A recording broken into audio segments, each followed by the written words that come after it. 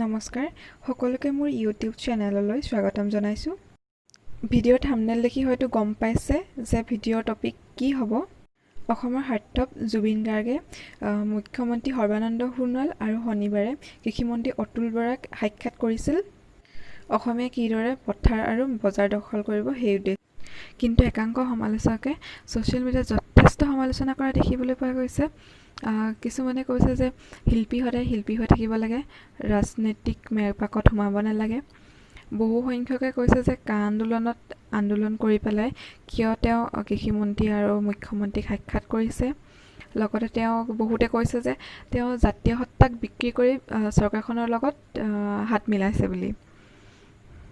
আৰু ছ'চিয়েল মিডিয়াৰ এনেবিলাক সমালোচনা দেখি জুবিন গাৰ্গৰ পত্নী গৰিমা শইকীয়া গাৰ্গে ফেচবুকত এটা পোষ্ট শ্বেয়াৰ কৰিছিল। কি আছিল সেই পোষ্টটোত এবাৰ চাওঁ আহক।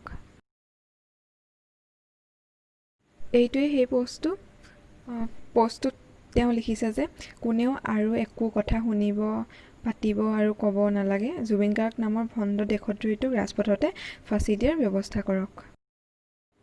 গৰিমা শইকীয়া গাৰ্গে মনত যথেষ্টখিনি আঘাত পাইছে হয়তো, সেয়েহে তেওঁ ফেচবুকত নিজৰ মনৰ কথাখিনি এনেদৰে প্ৰকাশ কৰিছে। যদিহে ভিডিঅ'টো চাই ভাল পালে তেতিয়াহ'লে লাইক, শ্বেয়াৰ আৰু ছাবস্ক্ৰাইব কৰিবলৈ নাপাহৰিব।